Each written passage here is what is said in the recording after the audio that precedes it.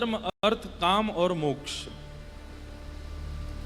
लेकिन जैसे ही वो प्रेम का आश्रित हो जाता है तो प्रेम का आश्रित व्यक्ति फिर धर्म का ध्यान नहीं रख पाता, अर्थ की इच्छा नहीं होती, कामनाएं भी उसकी विपरीत हो जाती और मोक्ष की कामना भी नहीं रहती। वृंदावन में धर्म, अर्थ, काम, मोक्ष चारों विपरीत हैं। पूरी दुनिया में जो धर्म है वो वृंदावन में नहीं चलता है। पूरी दुनिया में जो धर्म का स्वरूप है वो वृंदावन में नहीं है। जैसे कई उदाहरण हैं लेकिन कुछ दे दूं। पूरी दुनिया में जब सूर्य ग्रहण होता है, भारत में जब सूर्य ग्रहण होता है तो हर घर में नियम पालन किए जाते हैं, हर क्षेत्र में नियम पालन किए जाते हैं। हमारे वृंदावन में निधिवन में ऐसे तो कई जगह पालन किया जाता है जैसे, लेकिन आप निधिवन चले जाओ, तटीय स्थान चले जाओ, हमारे हरिदासियों के जहां जहां स्थान होंगे वहां पर सूर्य ग्रहण पर भंडारा होता है। जबकि ग्रहण में ना खाना चाहिए, ना पीना चाहिए, ना सोना चाहिए, कुछ नहीं करना चाहिए। पर वहां पर ग्रहण वो ग्रहण की तरह से नहीं है। सूर्य ग्रहण को ऐसा मानते हैं कि तप्त कंचन की तरह हमारी किशोरी जी और आज उन पर श्याम सुंदर आ रहे हैं, ये सूर्य ग्रहण है। और चंद्र ग्रहण को मानते हैं कि आज किशोरी जी ठाकुर जी के ऊपर आ रही हैं, मतलब लीला में हावी हो रही हैं, लीला चल रही है और लीला में आज ठाकुर जी हावी हो रहे हैं तो सूर्य ग्रहण है। किशोरी जी हावी हो रही हैं तो चंद्र ग्रहण है। वहां पर भाव परिवर्तित है। पूरी देश दुनिया में एकादशी पर व्रत किया जाता है, व्रत ना भी किया जाए तो चावल तो नहीं खाते, पर हमारे हरिदासी हरिवंशियों में चकाचक माल पाते हैं एकादशी वाले दिन। क्यों? प्रेम प्रधान। तो पूरी दुनिया में जो धर्म है वो वृंदावन में जाकर के कई बार गौड़ हो जाता है, क्योंकि वहां प्रेम प्रधान है। प्रेम जब आ जाता है तो बाकी सब चीजें विश्राम हो जाती हैं। हरिराम व्यास जी जिन्होंने जुगल किशोर जी को प्रकट किया, ऐसे श्री हरिराम व्यास जी की बेटी का ब्याह था और अपनी बेटी के ब्याह में जितने ब्राह्मण आए, हरिराम व्यास जी अपनी बेटी के ब्याह से प्रसन्न नहीं थे। क्यों नहीं थे? कोई पिता अपने पुत्री के ब्याह से अप्रसन्न कैसे हो सकता है? लेकिन उनके मन में भाव था कि भाई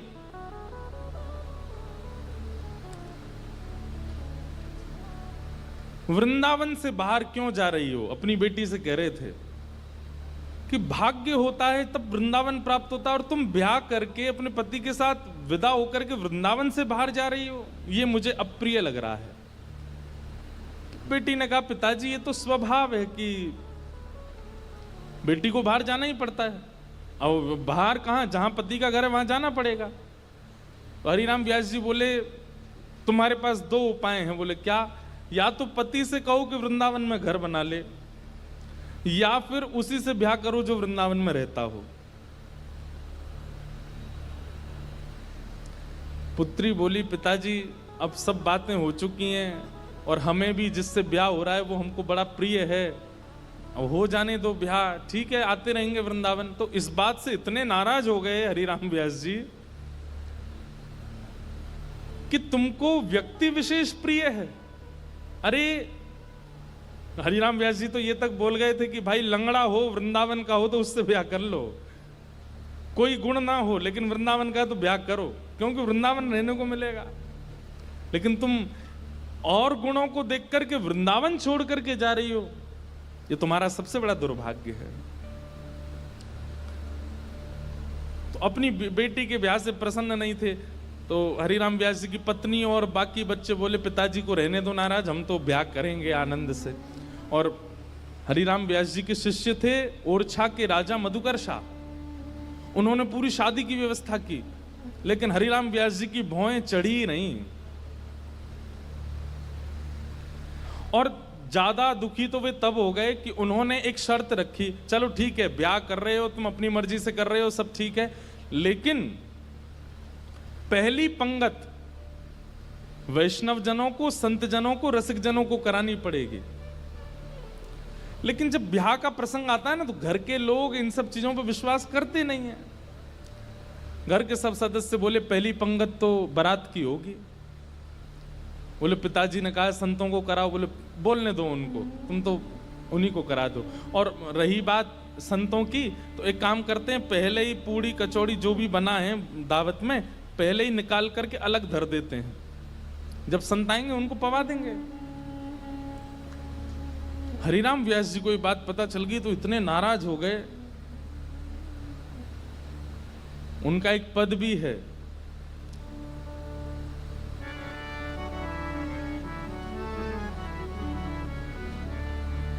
संतन सौ अधिक समधि प्यारे। बोले संत इतने प्रिय नहीं है, वो समधि बहुत ज्यादा अच्छा लगता है, उसको तो गरम गरम खवा रहे हैं और संतों के लिए अलग निकाल दिया है। बड़े नाराज हुए। बोले संतों का अपमान कर रहे हो। बेटी बोली पिताजी मेरा ब्याह है, आप बिल्कुल खुश नहीं हो। बोले मुझे खुशी करानी है तो वृंदावन से बाहर मत जाओ। ब्राह्मण लोग आए जो ब्याह पढ़ा रहे थे, तो हरिराम व्यास जी बड़े विद्वान थे, तो ब्राह्मण आकर के बैठे, सबने बैठ करके हरिराम व्यास जी से वार्ता की। तो ब्राह्मण सब बोले व्यास जी कोई अच्छी बात सुनाओ। तो हरिराम व्यास जी पद गाने लगे, वे मरे जिन मेरे घर ब्याह पढ़वायो।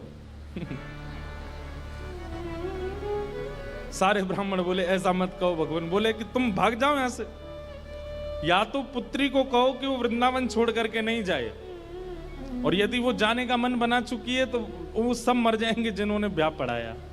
ब्राह्मण तो घबरा गए। फिर अंत में मधुकर शाह जो राजा थे और छाके, उन्होंने हरिराम व्यास जी को प्रणाम किया। बोले मैं जिम्मेवारी लेता हूं, आपके दामाद और बेटी बाहर नहीं जाएंगे, मैं यहीं घर बनवा दूंगा, वो यहीं रहेंगे। तब हरिराम व्यास जी प्रसन्न हुए। मतलब हम संसारी लोग हैं, हमारे लिए कई बार रिश्ते नातेदार ज्यादा हो जाते हैं, ठाकुर जी से ज्यादा हो जाते हैं। हमारे लिए कई बार दिखावा ज्यादा हो जाता है, कई बार सब प्रदर्शन में हम लोग ज्यादा चले जाते हैं, हमारे लिए भक्ति भाव कहीं पीछे छूट जाता है। पर वृंदावन को भजने वाले के लिए ठाकुर जी प्रधान है और कुछ प्रधान नहीं है। इसलिए वहां धर्म प्रधान नहीं है, प्रेम प्रधान है। एक भगवान के परम भक्त थे, नारायण दास उनका नाम था। बहुत ध्यान से सुनना।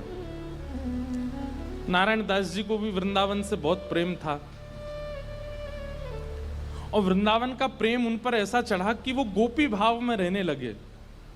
और कैसा गोपी भाव?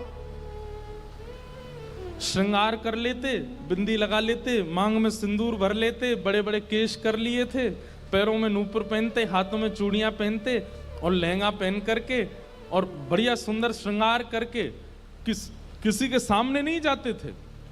अपने गोपाल जी उनको तैयार करके, उनका श्रृंगार करके उनका भोग लगा के उनके सामने नाचते थे, अपने ठाकुर जी के आगे, और किसी को नहीं दिखाते थे, बस अपने ठाकुर जी को दर्शन कराते थे। नाचते थे, गाते थे, रिझाते थे, और फिर नाचते नाचते फिर प्रसादी सिद्ध करते, प्रसादी सिद्ध करके फिर राजभोग करा देते, व्यारू करा देते, कलेऊ करा देते, ठाकुर जी के अष्टाम लीला करते, अष्टयाम भोग धराते। लेकिन नृत्य और गायन ये दो सेवा नहीं छोड़ते थे। लेकिन धीरे धीरे वैष्णवों ने उनको देखना, ढूंढना शुरू कर दिया। लोग उनकी कुटिया में जाने लगे, तो वैष्णवों को तो वो बैठने देते थे। बोले आप सब तो ठाकुर जी के समान हो, आपके सामने तो मैं नाच सकता हूं। सब लोग इधर देखो, ध्यान से, आवाज आ रही है हमारी? नृत्य कर रहे थे। नृत्य की ख्याति ऐसी हुई कि एक बार एक बहुत श्रेष्ठ नृत्य करने वाला व्यक्ति आया, और उसको किसी ने कहा कि भाई हमारे यहाँ एक साधु हैं, वो किसी के आगे नृत्य नहीं करते, ठाकुर जी का, एक बार उनके नृत्य देख लो आप। तो बहुत बड़े नृत्य करने वाले ने जब उनका नृत्य देखा तो वो बोला कि महाराज मैं बड़े बड़े दरबारों में जाकर के नृत्य करता हूं, ऐसा नृत्य मैंने आज तक नहीं देखा। सब लोगों ने कहा बोले भैया ये ठाकुर जी के लिए नृत्य करते हैं। लेकिन उस नृत्य करने वाले ने किसी बादशाह को खबर करा दी कि वृंदावन में एक महात्मा है, और बोले वो गोपी बनकर के अपने ठाकुर जी के आगे नृत्य करते हैं और गाते हुए नृत्य करते हैं। ऐसा नृत्य मैंने आज तक नहीं देखा। अब बादशाह के तो मन में आ गई कि मुझे उनका नृत्य देखना है, और प्राचीन काल के राजाओं के मन में आ जाए और वो ना मिले तो वो तो मारने तक आतुर हो जाते थे। उन्होंने अपने सैनिकों को भेज करके कहा कि आपको नृत्य करने के लिए बादशाह ने बुलाया है, या तो चलिए, और अगर आप इनकार करोगे तो आपकी कुटिया जला देंगे, आपके ठाकुर जी छीन लेंगे और फिर कभी नृत्य करने लायक बचोगे नहीं। ऐसी स्थिति पड़ गई। रोने लगे अपने ठाकुर जी के आगे, बोले नाथ मेरा नृत्य किसी और को रिझाने के लिए नहीं है, ये मैं कैसी स्थिति में आपने डाल दिया हूं। अगर जाता हूं तो मेरा नृत्य, मैं नृत्य को प्रसाद के रूप में प्रस्तुत करता हूं, वो झूठा हो जाएगा। कोई और अगर उसका आस्वादन करेगा तो वो फिर उच्छिष्ट हो जाएगा, और उच्छिष्ट वस्तु आपको कैसे पधराऊंगा दोबारा। और यदि नहीं जाता हूं तो कुटिया जला देंगे, आपको छीन लेंगे, राजा है ताकतवर है, उसके आगे मेरी चलेगी नहीं। रात भर रोते रहे अपने ठाकुर जी के आगे।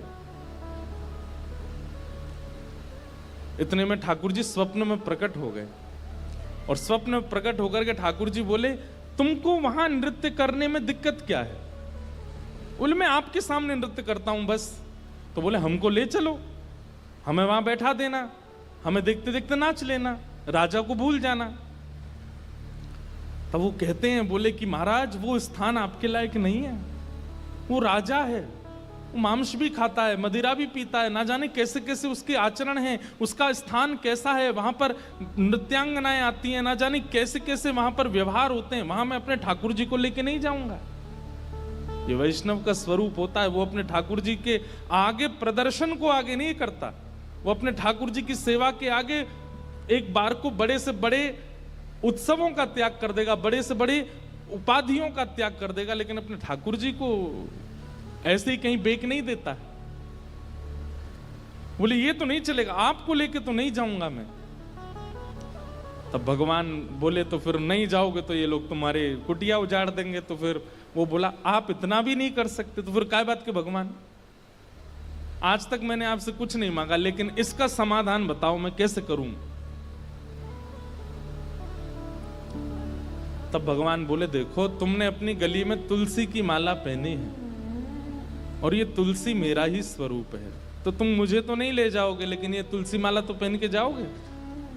इनको तुम एक सिंहासन पर पधरा देना, और इनको मेरा ही रूप मान करके, मुझे अनुभव करके, मेरा आभास करके तुम वहां नृत्य कर देना। नृत्य भी हो जाएगा, मेरे सन्मुख भी हो जाएगा, और तुम्हारा बात भी बनी रहेगी। नारायण दास जी बोले भगवान पक्का ना ये तुलसी आपका ही? बोले पक्का 110% मेरा ही स्वरूप है, जाओ। नारायण दास जी गए और राजा के यहाँ जाकर के बोले महाराज मैंने गले में जो ये माला पहनी है बड़ी तुलसी की, इसके लिए मुझे एक आसन दे दो, मैं इनको पधरा करके फिर नाचूंगा, नहीं तो ये तो विक्षेप डालेंगे। पधरा करके आसन पर, और जैसे नृत्य करने लगे उनके मन में कदापि ये भाव नहीं आया कि ये तुलसी हैं, ये केवल माला हैं। यही सोचने लगे श्याम सुंदर हैं। श्याम सुंदर विचार करके जब घूमने लगे नृत्य करते करते, तो हर घूमने के बाद एक बार देखते, और जब द्रुत गति से घूमने लगे, चक्र लेने लगे, लेते लेते लेते उनको वहां तुलसी नहीं साक्षात सचल त्रिभंग लली श्याम सुंदर दिखने लगे। आज तक अपनी कुटिया में नृत्य किया था तो कभी ठाकुर जी ऐसे प्रत्यक्ष प्रकट नहीं हुए, लेकिन आज उस दरबार में ठाकुर जी प्रत्यक्ष प्रकट हो गए। क्यों? उनकी भावना से रीझ करके ठाकुर जी प्रकट हो गए, और जैसे ही ठाकुर जी प्रकट हुए वो चक्र लेते लेते लेते लेते लेते वहीं उन्होंने प्राण त्याग दिए और ठाकुर जी में विलीन हो गए। नारायण दास कहने का अभिप्राय क्या? वृंदावनियों को और वृंदावन भजने वालों को कई बार व्यवहार प्रधान नहीं होता, उनके लिए धर्म प्रधान नहीं है, उनके लिए अर्थ प्रधान नहीं है, उनके लिए काम प्रधान नहीं है, उनके लिए मोक्ष भी प्रधान नहीं है। उनके लिए केवल प्रेम प्रधान है। हमारे आप लोग जाएंगे तो आप क्या कहेंगे, कहां जा रहे हो? बोले बरसाने जा रहे हैं, राधा रानी का दर्शन करने। लेकिन अगर कोर ब्रजवासी से पूछोगे कहां जा रहे हो, बोले बरसानो जा रहे हैं लाडली जी को दर्शन करवे। क्या बोलेंगे? लाडली जी। क्यों? प्रेम प्रधान हो जाता है। वहां पर भगवत तत्व की बात नहीं करते। कोर वृंदावनवासी से पूछोगे, आपसे पूछे कहां जाओ, राधा रमण जी दर्शन करने जा रहे हैं, पर बिल्कुल वृंदावनवासी होगा तो बोलेगो श्री लालजू को दर्शन करवे जा रहे हैं। और एक और बात बताऊं, और ज्यादा उपासक वृंदावन के वो क्या बोलेंगे? श्री जी को दर्शन करवे जा रहे हैं। श्री जी, हमारे वृंदावन में ठाकुर जी को भी श्री जी बोलते हैं, किशोरी जी को भी श्री जी, ठाकुर जी को भी श्री जी। श्री जी बोलते हैं तो समझो युगल का नाम बोला गया है, अकेली किशोरी जी नहीं है श्री जी। श्री जी माने ठाकुर जी और किशोरी जी दोनों। श्री माने राधा रानी और जी कौन है? बोले लाल जी, श्री जी। वृंदावन में प्रेम प्रधान है, धर्म अर्थ काम और मोक्ष नहीं है। वेदव्यास